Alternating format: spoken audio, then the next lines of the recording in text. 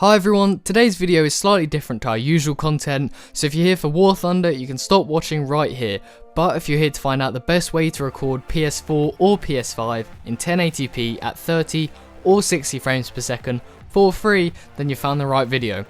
First, I'm going to be looking at how to use PS Remote Play and OBS to record PlayStation footage for free, and then I'm going to be looking at how to use £20 Amazon capture card and OBS to record the same footage, and by weighing up the advantages and the disadvantages of both methods, hopefully this video it will help you make an informed decision on the best way to record your PlayStation videos. Right, let's get into it.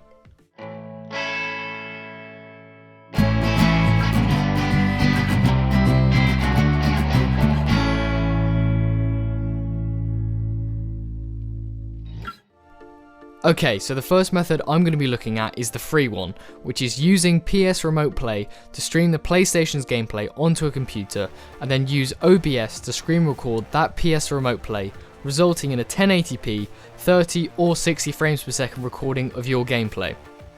The advantages of this method are: 1. It's totally free of cost. 2. All software that is used here is free, easy to use, and accessible to absolutely everyone. 3. It does result in genuine 1080p gameplay clips at 60 or 30 frames per second, depending on the settings you have on PS Remote Play. The disadvantages are: 1.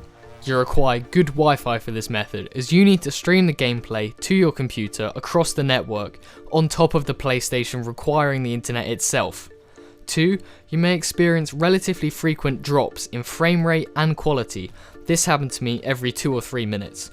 3. Some PS games don't allow PS Remote Play to stream in 1080p, so some games in essence will limit your ability to stream in 1080p, and you have to settle for 720.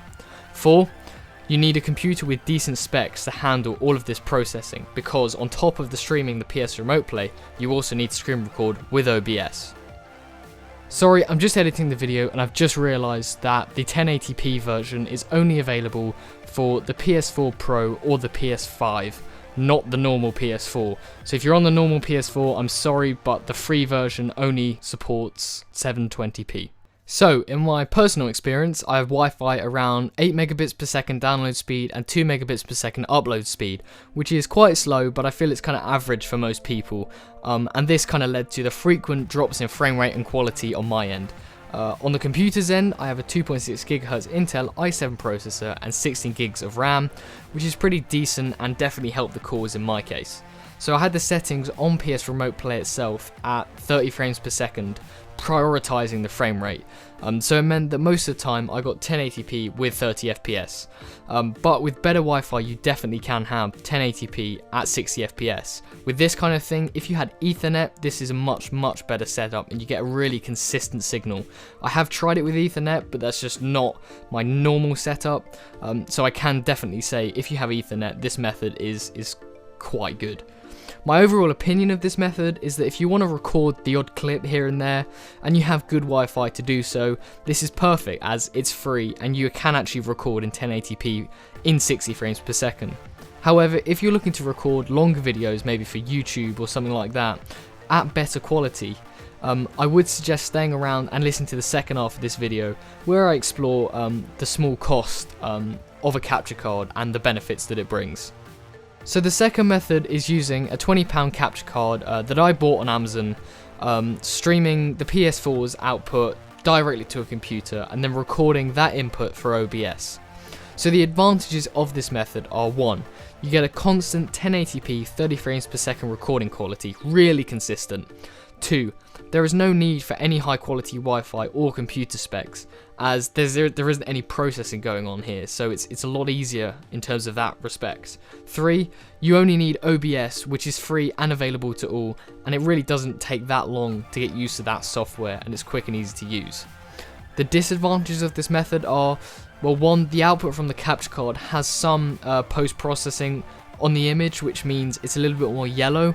However, this can actually be overcome using OBS filters. You can reverse those settings, but obviously the effort there is the disadvantage. And then 2, it is £20, so it's not free, and it needs to be ordered through Amazon. Again, kind of the effort. And then 3, most importantly, you can only get 30 frames per second no matter how good any specs are, because a capture card at this price won't allow you to do 60 frames per second. If you're in desperate need of 60 frames per second, you will have to pay plenty for an Elgato capture card. Some of you guys may have heard of this. It's like £200 in most of my experience of research, but you can get them for cheaper used. But the point is if you're watching this video, you're not in the market for spending anywhere near that. And that's the situation I was in. So in my experience, I got this £20 capture card from Amazon, and I've been using it for about a couple of weeks now to record War Thunder videos for YouTube. So again, this kind of longer video recording, and this method suited me much better. So I've tried both methods, and this method gave me a much more consistent quality of image, as well as just better quality.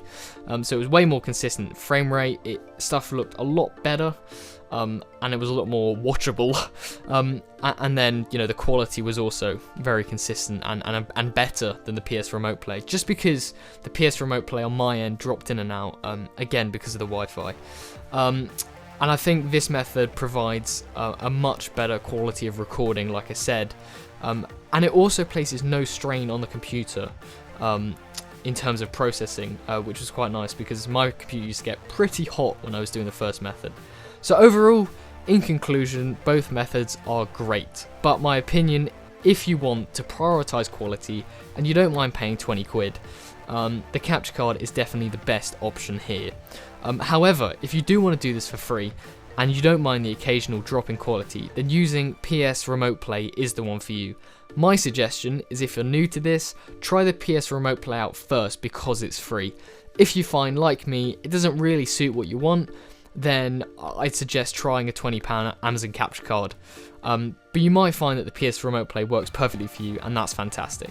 So thanks for watching, and I hope this video helped you. And if you feel like checking out our own channel's content, we play plenty of War Thunder, which is a multiplayer vehicle combat game for console and PC, which can quite frankly be summed up as the game we all love to hate. Anyway, thanks for watching, don't forget to subscribe, and see you next time.